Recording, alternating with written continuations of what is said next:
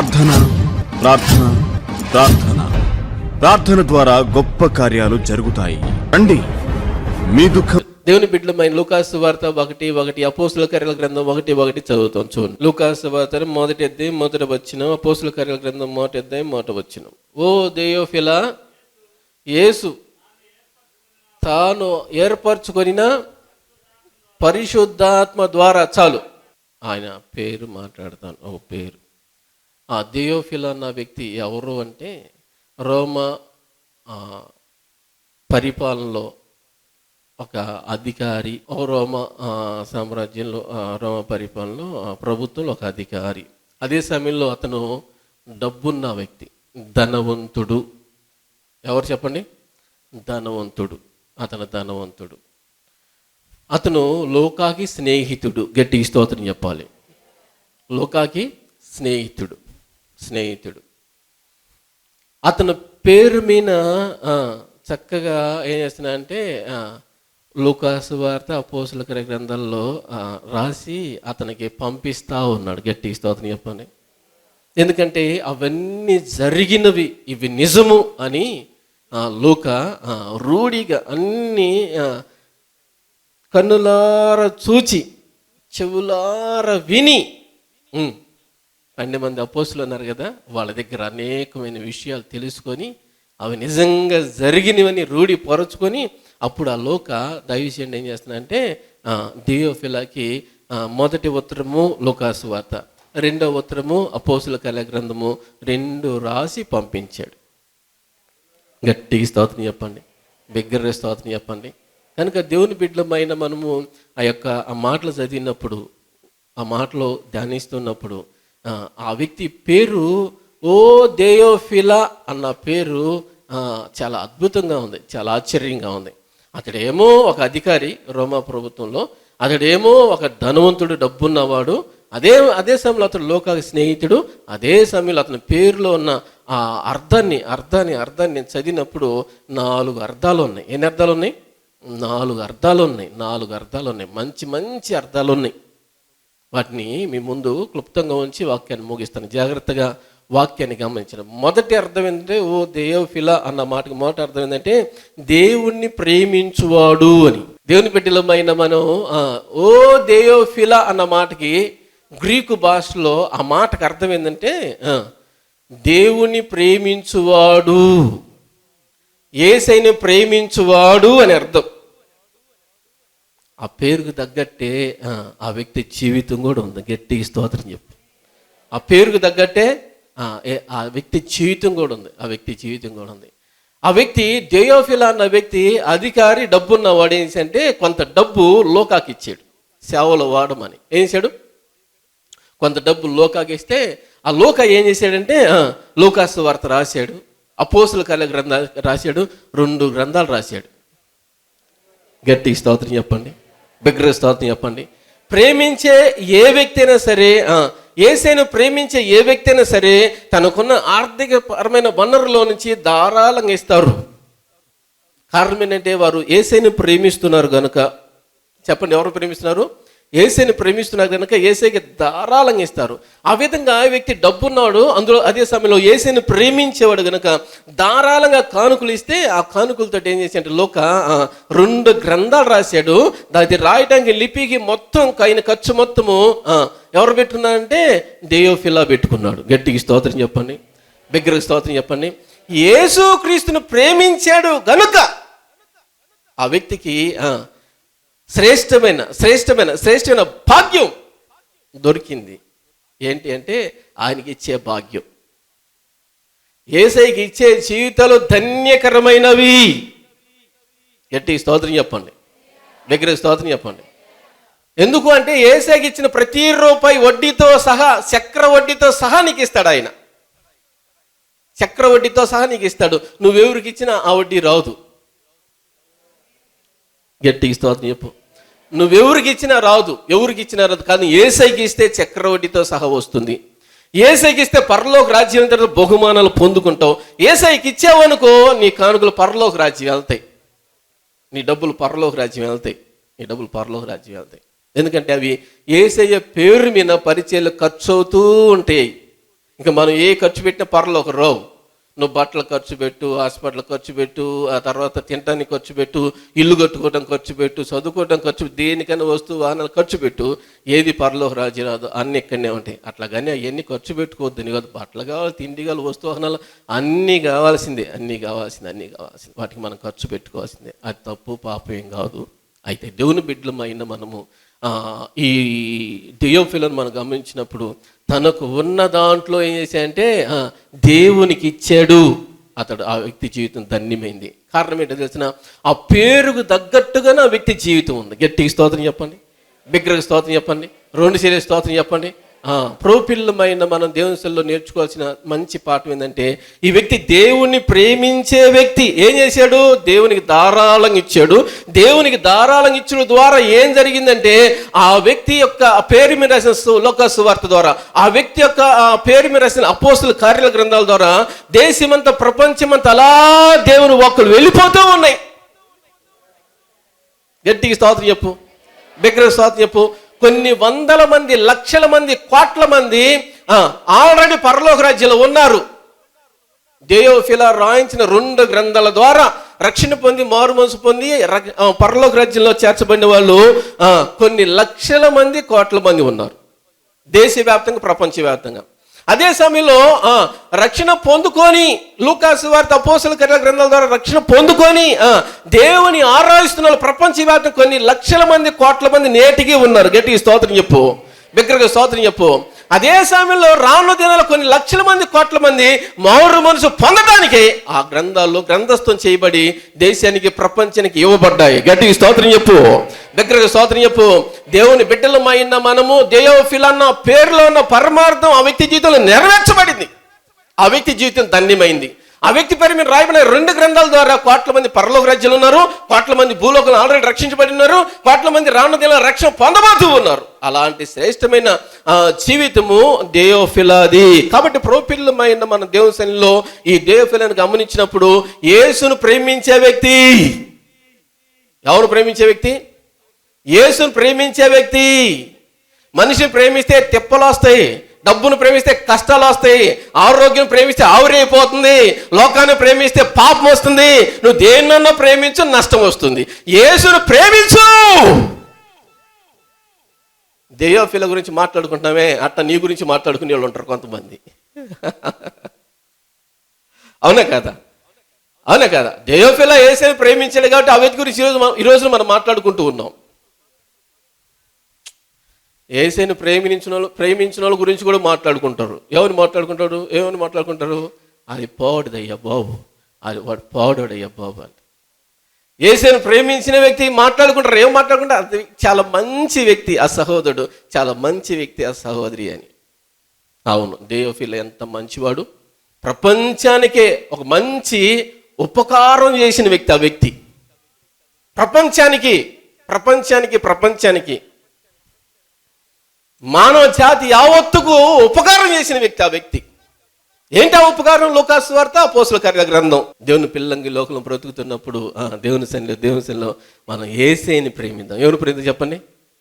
సుందరరావు గారు అంట 3 పిల్లల్లో పెద్దమ్మాయిని ప్రేమించినట్టు ఎవరిని ప్రేమించారు? వాళ్ళుంటే పళ్ళు పటపట కోరికలు. అబ్బా ఇప్పుడు యువతడు మా డాడీ, నీ సంగతి చేతి ఇంటికి రా, నీ సంగతి చేత అనుకునేవాళ్ళు. ఏ ఊరు లేరు కాబట్టి బతికిపోయారు. గట్టిగా స్తోత్రం చెప్పు. 3 బిడ్డల పెద్దమ్మని ప్రేమిస్తే పెద్దమ్మ 8 సంవత్సరాలు శుభ్రంగా కోట్ సూటి తిప్పేసింది, డబ్బులన్నీ కాజేసింది. డబ్బులు ఖర్చు పెట్టలేదా సుందరరావు గారు? ఎంత అయినాయి? ఎంతో 10 ఏళ్ళు అయ్యి ఉంటాయన్నా? పెచ్చి అయినాయి అంట, దాదాపు ఒక 15 ఏళ్ళు. 15,000 ఏడు చేత చెప్పు. దేవుని పిల్లంగి లోకంలో జీవిస్తున్నప్పుడు ఎవరిని ప్రేమించినా నీకు తిప్పల తప్పవు. అందరికంటే ఎక్కువ ప్రేమించాడా? కోర్టు చుట్టూ దాదాపు 8 సంవత్సరాలు. అమ్మ 8 సంవత్సరాలు. ఇంకో కోణంలో సమస్యలు తీసుకొని రావచ్చు. ఇంకొకళ్ళు రకరకాలుగా. మనిషి నువ్వు ఎవరిని ప్రేమించినా నీకు తిప్పలే తెచ్చేది, తిప్పలే వస్తాయి. కాబట్టి ఎవరిని ప్రేమించమాక యేసుని ప్రేమించు. ఎవరు ప్రేమించు? యేసుని ప్రేమించు. యేసుని ప్రేమించేలకి శ్రేష్టమైన ఆశీర్వాదం ఉంది. రోమపత్రిక 8:28 చదవండి ఒకసారి. దేవుని ప్రేమించు వారికి అనగా ఆయన సంకల్పం చొప్పున పిలువబడిన వారికి మేలు కలుగుటకై సమస్తమును సమకూడి జరుగుచున్నవి. గట్టి స్తోత్రం చెప్పండి, బిగ్గర స్తోత్రం చెప్పండి. దేయోఫిలా అన్న మాటకి దేవుని ప్రేమించువాడని యేసయ్య నిజంగా ప్రేమించిన వ్యక్తి అనటానికి ఆధారాలు మనకు ఉన్నాయి, దొరికినాయి. దేవుని బిడ్డలంగా ఈ లోకంలో బ్రతుకుతున్నప్పుడు దేవుని ప్రేమించే వారికి సమస్తమును సమకూడి మేలు కొరకే జరుగుచున్నవి. ఈ దేయోఫిలాకి ఏం జరిగింది మేలు అంటే, ఈ వ్యక్తికి లోక పరిచయం అయ్యాడు. స్తోత్రం చెప్పండి. యేసయ్యని ఆరాధించుకునే వ్యక్తి, యేసయ్యని పూజించుకునే వ్యక్తి, యేసయ్యని వెంబడించే వ్యక్తి, ఆ రకంగా దేవుని సన్నిధిలో ఉండే వ్యక్తి ఈ లోక దొరికాడు. ఈ లోక దొరికిన సహవాసంలో ఏం దొరికింది అని చెప్పానంటే, కొంత డబ్బు తీసుకొచ్చి సేవలో ఖర్చు పెట్టే భాగ్యం దొరికింది. అవి సేవలో ఖర్చు పెడతారు వచ్చిన భాగ్యం ఏంటంటే, ఆ వ్యక్తి పేరు చిరస్థాయిగా నిలబడిపోయింది. గట్టిగా స్తోత్రం చెప్పు, బిగ్గరగా స్తోత్రం చెప్పు. భూమి ఆకాశ లైవ్ అయిపోయేంత వరకు దేయోఫిలా మాట ఎక్కడో సారి వినపడుతూనే ఉంటుంది. సంఘం ఎత్తబడేంత వరకు దేయోఫిలా అన్న మాట వినపడుతూనే ఉంటుంది. బైబిలంతా తీసుకొని పోబడేటప్పటికి పరిశుద్ధాత్ముడు భూమి నుంచి పరలోక రాజ్యానికి వెళ్ళేటప్పుడు వెళ్ళేంత వరకు, పరిశుద్ధాత్ముడు భూమి నుంచి పరలోక రాజ్యం వెళ్ళేంత వరకు దేయోఫిలా అన్న మాట వినపడుతూనే ఉంటుంది. కారణం ఏంటి తెలిసిన? లూకాసు సువార్త ప్రకటించి ఏ సేవకుడైనా కానీ దేయోఫిలా మాట ఎత్తుకోవాల్సిందే. సువార్త చెప్పి ఏ సువార్థికులైనా కానీ సరే దేయోఫిలా మాట ఎత్తుకోవాల్సిందే. లూకాసు సువార్తను టచ్ చేసినా కానీ, అదే సమయంలో అపోస్తల కార్యాలను టచ్ చేసినా కానీ ఆ వ్యక్తి గురించి ఎక్కడో చోట ఏదో మాట్లాడవలసిందే. ఎంత గొప్ప మేలండి, ఎంత గొప్ప ఉపకారము. దేవుని పిల్లలమైన మన దేవుని సన్నిధిలో దేవుని ప్రేమించే వారికి సమస్యను సమకూడి మేలు కొరకే జరుగుతున్నవంటే, ఇదిగో దేవుని ప్రేమించి దేయోఫిలాకి లూకా పరిచయమేడు. లూకా ద్వారా 2 గ్రంథాలు రాశారు. 2 గ్రంథాల ద్వారా ఏం జరిగిందంటే, ఆ వ్యక్తి పేరు శిరసాయి భూమి నిలబడిపోయింది. దేయోఫిలా ఉన్నాడా అని ఇప్పుడు ఉన్నాడా? నేను అడిగాను చెప్పండి, నేను వందనాలు చెప్పానని చెప్పండి. భూమిని లేడు, పరలోక రాజ్యంలో ప్రభుతో కూడా ఉన్నాడు. గట్టి స్తోత్రం చెప్పు. భూమి మీద ఆ వ్యక్తి లేకపోయినా కానీ ఆ వ్యక్తి ఒక 70, 80, 90, 100 సంవత్సరాలు బ్రతికుంటాడు. 100 సంవత్సరాల తర్వాత ప్రభు దగ్గరికి వెళ్ళాడు. ఆ వ్యక్తి పేరు మీద ఆ వ్యక్తి బ్రతికున్నప్పుడు రాశారు 2 గ్రంథాలు. ఆ 2 గ్రంథాల ద్వారా ప్రపంచం అంతా ఆ వ్యక్తి పేరు నేటికి ప్రకటించబడుతూనే ఉంది. ఇది కదా దేవుడేసిన మేలు, ఇది కదా దేవుడేసిన ఉపకారం, ఇది కదా దాని పట్ల చూపిన గొప్ప కృప, ఇది కదా ఆ వ్యక్తి పట్ల దేవుడు చూపిన గొప్ప భాగ్యం. అవును, యేసయ్యను ప్రేమించిన ఆ వ్యక్తి, యేసయ్య పట్ల ప్రేమను కనుపరిచిన ఆ వ్యక్తి పేరు భూమిని శిరస్థాయిగా నిలిచే భాగ్యం దొరికింది. ప్రైజ్ ద లార్డ్, హల్లెలూయా. దేవుని పిల్లలంగా ఈ లోకంలో మనం జీవిస్తున్నప్పుడు బ్రతికినంత కాలము దేవుడు మన గొప్ప భాగ్యాన్ని ఇచ్చాడు. ఆయన్ను ప్రేమించుకునే కృప, ఆయన ప్రేమిస్తూ ఉండు. ఆయన నీ పేరు భూమిని శిరస్థాయిగా నిలిచిపోయే భాగ్యాన్ని ఇస్తాడు. అంతే.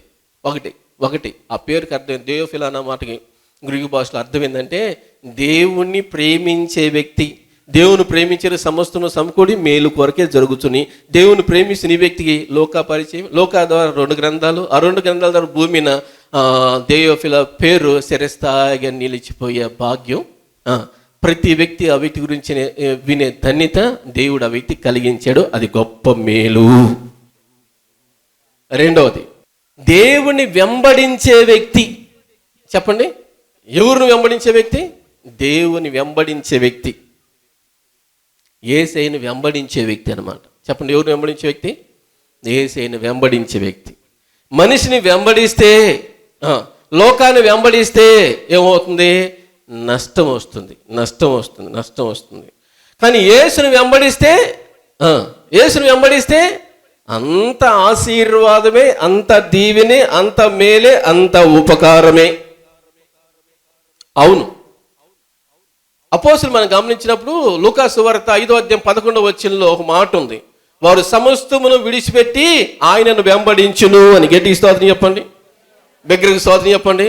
అదే సమయంలో అపోస్తలుల కార్యాల గ్రంథము 2వ అధ్యాయం 40-41 యేసును వెంబడిస్తున్న వారి గురించి రాయబడింది ఒక మాట. చూడండి ఒకసారి, అపోస్తలుల కార్యాల గ్రంథము 2వ అధ్యాయము 40-41.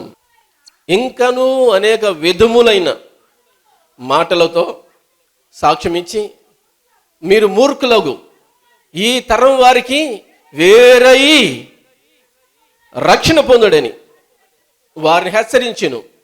కాబట్టి అతని వాక్యము అంగీకరించిన వారు బాప్తీసం పొందిరి. ఆ దినమందు ఇంచుమించు 3,000 మంది చేర్చబడిరి. స్తోత్రము. Praise the Lord. యేసుక్రీస్తుని వెంబడించేవాడు పేతురు.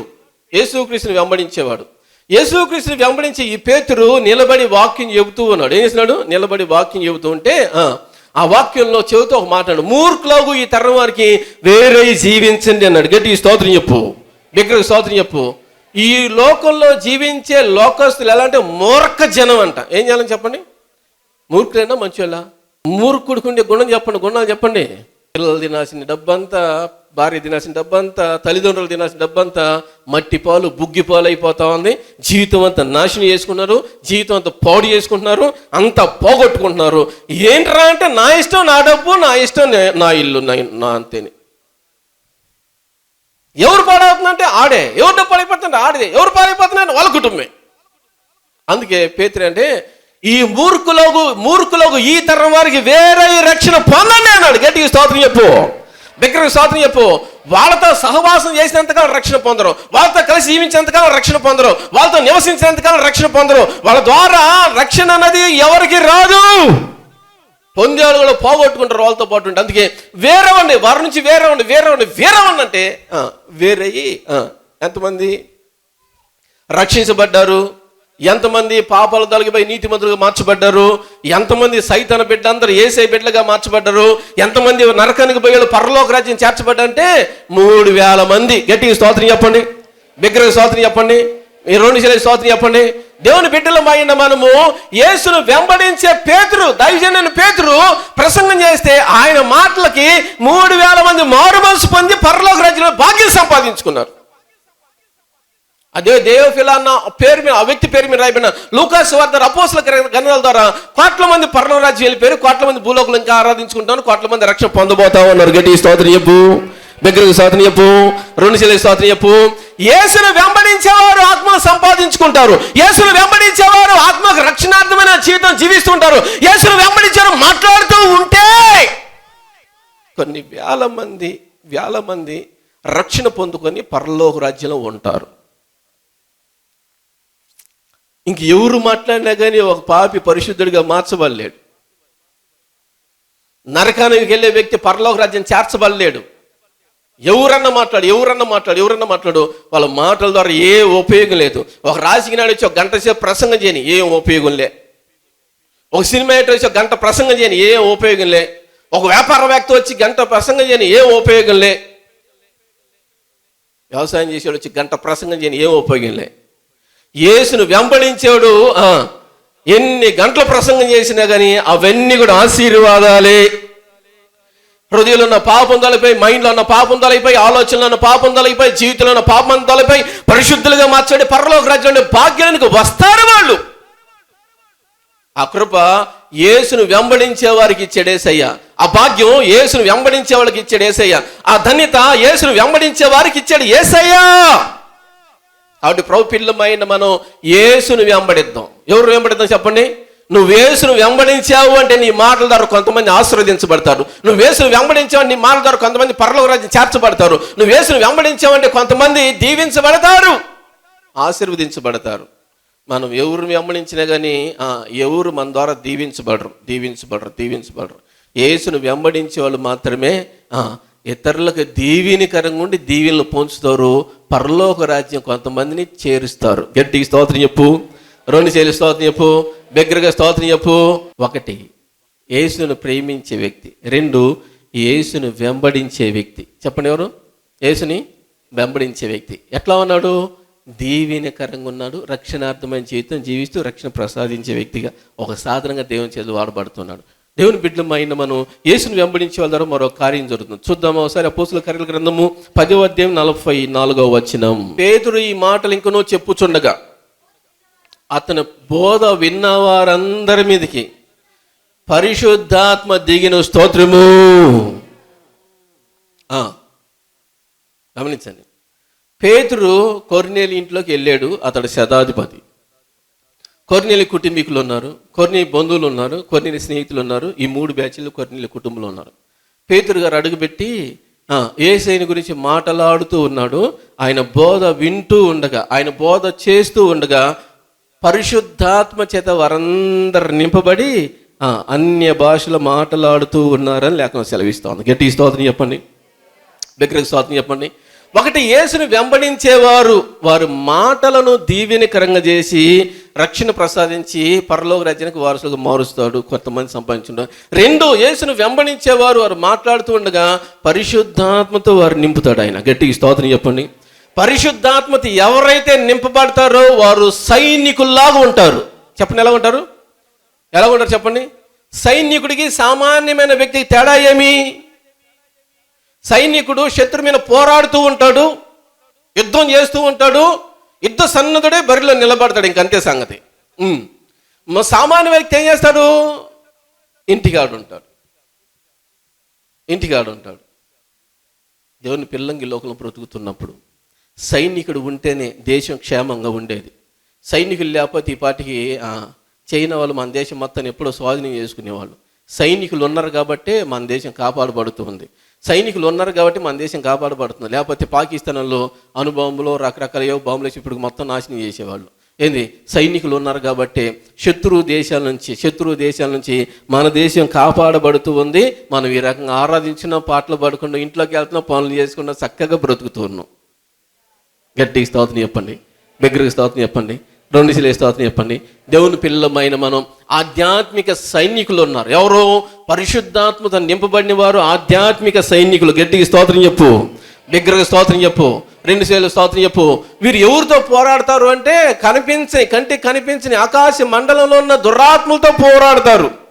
అందుకే అపోస్తుడే పోలేమనంటే మనం పోరాడుతున్న శరీరులతో కాదు, లోక సంబంధం అధికారులతో కాదు, కానీ ఆకాశ మండలంలో ఉన్న దురాత్మల సమూహంతో అన్నాడు. దేవుని పిల్లలకు మనం పోరాడేది ఎవరితో అంటే ఆకాశ మండలంలో ఉన్న దురాత్మల సమూహాలతో పోరాడుతూ ఉంటాం. కంటి కనిపించని సైతాన్లు మనం ఎట్లా పోరాడుతాం? కంటి కనిపించని దురాత్మతో మనం ఎలా పోరాడతాం? మోకరిస్తాం, ప్రభా వాళ్ళు తాగుబోతు ఆత్మను తొలగించు, ప్రభా వాళ్ళు తిరుగుబోతు ఆత్మను తొలగించు, ప్రభా వాళ్ళు జోదాలాడే ఆత్మను తొలగించు, ప్రభావాడు బేవర్సగా తిరిగి ఆత్మతో నింపడి బేవర్సగా తిరుగుతున్న తొలగించు, వాడు లోకంలో పాపంలో జీవిస్తున్న వాళ్ళు ఉన్న భ్రష్టాత్మ తొలగించు అని ఏం చేస్తాము? మనం ప్రార్థన చేస్తూ అదే పోరాటం. పోరాటం అంటే ఏంది?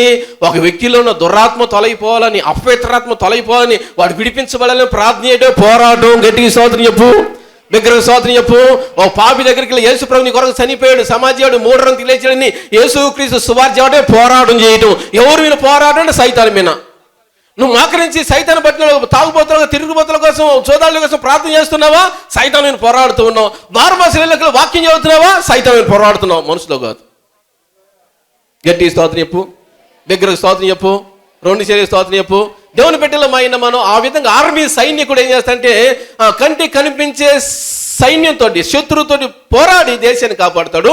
ఈ విధంగా మనం ఏం చేస్తామంటే మానవ జాతి యావత్తును కాపాడుతాం.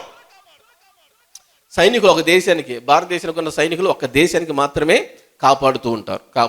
కానీ మనం ప్రపంచంలో ఉన్న దేశంలో ఉన్న ప్రతి ఒక్కరిని, ప్రపంచంలో ప్రతి ఒక్కరిని కాపాడగలం. స్తోత్రం చెప్పండి, గట్టిగా దగ్గరగా స్తోత్రం చెప్పండి. దేవుని బిడ్డలమైన మనం ఈ రకంగా మనం ఒక లిస్ట్ రాసుకుని, సినిమా యాక్టర్ అయితే, తాగుబోతున్నా, తిరిగిపోతులైతేనేమి, ఇలాంటి చోదాలాంటి వాళ్ళైతేనేమి, బేవర్సంగా తిరుగుతున్న వాళ్ళైతే, రౌడీస్లో తిరుగుతున్న వాళ్ళైతే, అల్లరిచల్లగా బ్రతుకున్న వాళ్ళైతే, వీళ్ళందరూ లిస్టులు పెట్టుకుని పేర్లు పెట్టి ప్రార్థన చేయలేని వాళ్ళందరూ మారు మూసిపోతారు. రక్షణలోకి మన వాక్యం చెబుతూ ఉంటే కొంతమంది మారు మోసిపోతారు. కారణం ఏంటి? మన సైనికులు. చెప్పండి, మాట్లాడాలా? ఎవరు మనం? సైనికులం, క్రీస్తు సైనికులం, శిలువ సైనికులం, యేసు సైనికులం. కాబట్టి దేవుని బిడ్డలమైన మనము ప్రార్థన ద్వారా, వాక్యం ద్వారా ఈ విధంగా పోరాడుతూ ఉంటే అనేక మందిలో ఉన్న దురాత్మలు పోయి, అనేక మందిలో ఉన్న పాపాలు తొలగిపోయి దీవించబడుతూ ఉంటారు, ఆశీర్వదించబడుతూ ఉంటారు, మేలు పొందుకుంటూ ఉంటారు. ఇట్టి గొప్ప భాగ్యంలోనికి తీసుకొని వచ్చేది యేసును వెంబడించిన జీవితం. ఆ కొర్నేలి కుటుంబంలో బంధువులు కావచ్చు, స్నేహితులు కావచ్చు, కుటుంబీకులు కావచ్చు, పరిశుద్ధాత్మతో నింపబడ్డారు. పేతురు మాట్లాడుతూ ఉంటే సిలువ సైనికులా తయారైపోయారు వాళ్ళు. గట్టిగా స్తోత్రం చెప్పండి, రెండు శరీర స్తోత్రం చెప్పండి, బిగ్గరగా స్తోత్రం చెప్పండి. అవును, దేవుని పిల్లంగా యేసు ప్రభువుని వెంబడించే వాళ్ళకి ఎంత గొప్ప భాగ్యం ఉందండి. ఎంత గొప్ప ధన్యత ఉంది. సిలువ సైనికులు తయారు చేసిన భాగ్యం ఉంది. వారి ద్వారా రక్షణ పొందటమే కాదు, వారి ద్వారా రక్షణ పొందిన వాళ్ళ సిలువ సైనికులుగా తయారు చేసిన భాగ్యం యేసును వెంబడించే వారికి ఉంది. ఇదిగో ఈ లూకాసు వారి ద్వారా, అదే సమయంలో అపోస్తలుల కార్యాల ద్వారా అనేక మంది సిలువ సైనికులుగా మార్చబడి సిలువ సైనికులుగా ఏం చేస్తున్నారంటే అనేకుల్ని కాపాడుతూ ఉన్నారు. పాపం నుండి కాపాడుతున్నారు, సాతాను నుండి కాపాడుతున్నారు, నరకం నుండి కాపాడుతున్నారు, లోకం నుండి కాపాడుతూ ఉన్నారు, ప్రజలను పరలోక రాజ్యానికే సిద్ధపరుస్తూ ఉన్నారు. గట్టిగా స్తోత్రం చెప్పు, దగ్గరగా స్తోత్రం చెప్పు. దేవుని బిడ్డలంగా ఈ లోకంలో బ్రతుకుతున్నప్పుడు యేసును వెంబడించే జీవితం సామాన్యమైనది కాదు. ఈ యేసు ప్రభువుని వెంబడించేవాడు కాబట్టే ఆ సువార్త ద్వారా, ఆ పత్రిక ద్వారా, అపోస్తలుల కార్యాల గ్రంథాల ద్వారా ప్రకటించబడుతున్న వాక్కుల ద్వారా పరిశుద్ధాత్మతో నింపబడి చేస్తుంటే అనేక మంది సిలువ సైనికులుగా తయారైపోయారు. సామాన్యమైన వ్యక్తికను సిలువ సైనికుడికి చాలా తేడా ఉంది. సామాన్యమైన వ్యక్తి పని చేస్తేనే జీతం వచ్చింది. అవునా? ఆర్మీలో యుద్ధం చేసిన వ్యక్తికి పని చేయకపోయినా డబ్బులు వస్తాయి. పోరాడిన వ్యక్తి ఇంటికాడ కూర్చునే జీతం వచ్చింది. పోరాడిన వ్యక్తి పని చేస్తేనే జీతం వచ్చింది. గట్టిగా స్తోత్రం చెప్పండి. ఆధ్యాత్మిక ఆర్మీ ఆఫీసర్ అన్నమాట. నేను ఒకరిని తయారు చేసేవాడు, బయట ఉండి సేవ చేసినాడు, ఇంకొకటి తయారు చేసి ఇక్కడ కూర్చుని వీడియో తెస్తా ఉన్నాడు. ఇంకా ఆ విధంగా అనేక మంది తయారు చేస్తా. మీరు ముందుకు వస్తే మీరు కూడా అట్నే తయారు. ఈ వాక్యం విన్న మీరు దేవుని సైన్యంలో కనుక యేసును వెంబడించే వాళ్ళంటే మీరు ఆర్మీ సైన్యంలో చేర్చబడతారు. గట్టిగా స్తోత్రం చెప్పు. ఆర్మీ సైన్యంలో నువ్వు చేర్చబడతావు. ఏంటి, నువ్వు పరలోక రాజ్యం వెళ్ళినా కానీ నీ పేరు మీద భూలోకంలో ఆత్మ రక్షణ పొందుతూ ఉంటే పరలోకంలో జీతం వస్తూ ఉంటుంది. చెప్పు, గట్టి స్తోత్రం చెప్పు, దగ్గర స్తోత్రం చెప్పు. ఇప్పుడు నేను ఉన్నంతకాలం సువార్త చేస్తే కొన్ని ఆత్మలు రక్షించుకుంటా. నేను పరలోక రాజ్యం తర్వాత అది లోతరు ఉన్నాడు కదా, వాడు ఆత్మలు నడిపిస్తూ ఉంటాడు. ఆ విధంగా లోతరు అంటే ఇంకో వాళ్ళు కొంతమంది తయారు చేస్తా, వాడు పోతూ ఇంకొంతమంది తయారు చేస్తాడు. ఒరే ఇట్లావా తయారు చేయి, సేవకులు తయారు చేయి. గమనించండి, ఆడు పోతూ కొంతమంది సేవకులు తయారు చేస్తాడు. ఈ విధంగా వాళ్ళు అట్టా యేసయ్య వచ్చేంత వరకు ఈ పరిచర్య జరుగుతూనే ఉంటుంది. నేను మాత్రం రిటైర్మెంట్ తీసుకుని యేసయ్యతో ఉంటా, జీతం మాత్రం ఆగదు. గట్టి స్తోత్రం చెప్పు, దగ్గర స్తోత్రం చెప్పు. భూలోకంలో ఉన్న జీతం వచ్చింది నాకు, పరలోకంలో ఉన్న జీతం వచ్చింది నాకు. అదే ఆర్మీ సైన్యంలో ఉన్న వ్యక్తికి ఉన్న ధన్యత, గొప్ప భాగ్యం. మీరందరూ ఆర్మీ సైన్యం వలె దీవించబడుదురుగాక, పరిశుద్ధాత్మ దేశం నింపబడుదురుగాక. పరిశుద్ధాత్మతో నింపబడి లోకంలో పాపంలో జీవించే వ్యక్తి కోసం కన్నీళ్ళు విడిచి ప్రార్థన, ఆత్మతో నింపబడి ప్రార్థన చేయుదురుగాక. లోకంలో జీవించే వ్యక్తి మీ నోటి ద్వారా యేసునామములో వాక్కులు, యేసయ్య సువార్త వచ్చునుగాక. అవును, పరిశుద్ధాత్మతో ఉన్న వాళ్ళు ఎవరు ఊరుకుంటారండి? నేను రక్షించబడి దాదాపు ఇది 26వ సంవత్సరం జరుగుతూ ఉంది. ఎన్నో సంవత్సరం? 26వ సంవత్సరం జరుగుతూ ఉంది. అప్పటి నుంచి ప్రార్థన చేస్తూనే ఉన్నా, ఉపవాసం ఉండి అప్పటి నుంచి యేసు ప్రభు వాక్కులు చెబుతూనే ఉన్నా. దేవునికి ప్రియమైన వారంగా ఉండాలి. ప్రియమైన వారంగా మనం ఉన్నామంటే మన ప్రతి ప్రార్థనకు జవాబు వస్తుంది. ప్రియమైన వారంగా మనం ఉన్నామంటే మనం మాట్లాడే యేసయ్య ద్వారా అనేక మంది ఆశీర్వదించబడుతూ, దీవించబడుతూ మేలు ఉపకారాలు పొందుకుంటూ ఉంటారు. తండ్రిని నీ రక్తంతో కడిగి పరిశుద్ధపరచు, పవిత్రపరచున్న ప్రతి బిడ్డను మీ రక్తంతో కడిగి పరిశుద్ధపరిచి పవిత్రపరచు. పరిశుద్ధమైన పవిత్రమైన జీవితం దయచేసి మీ నాన్నకి మాయం తెచ్చుకోండి. నీ పిల్లలుగా ఉంటున్నారు, జ్ఞాపకం చేసిండి అయ్యా. విశ్వాసులుగా ఉంటున్నారు, నీ బిడ్డలందరూ జ్ఞాపకం చేసుకోండి. నిన్ను ప్రేమించగా వేరేదాన్ని ప్రేమించి, నిన్ను వెంబడించగా వేరేదాన్ని వెంబడించి కష్టాలు, కన్నీళ్ళు, ఇబ్బందులు, నష్టాలు తెచ్చుకున్న బిడ్డలోని సన్నిలో ప్రార్థన చేస్తూ ఉన్నారు. క్షమించయ్యా అని, బిడ్డలను క్షమించని, మీ రక్తంతో కడిగి పరిశుద్ధపరచిన, పవిత్రపరచని. నిన్ను ప్రేమించే జీవితం, నిన్ను వెంబడించే జీవితం బిడ్డలకు దయచేయండి. తద్వారా నీకు ప్రియమైన వారిగా మార్చబడి నీ కృపలో వర్ధిల్లే భాగ్యనియమని యేసయ్య నామములో ప్రార్థన చేసిన తండ్రి, ఆమేన్. అవసరతలకై సంప్రదించండి. మా అడ్రస్ జీసస్ హోలీ చర్చ్, పూలిరెడ్డిపాలెం గ్రామం, చిలకలూరుపేట మండలం. Cell number 7780223625.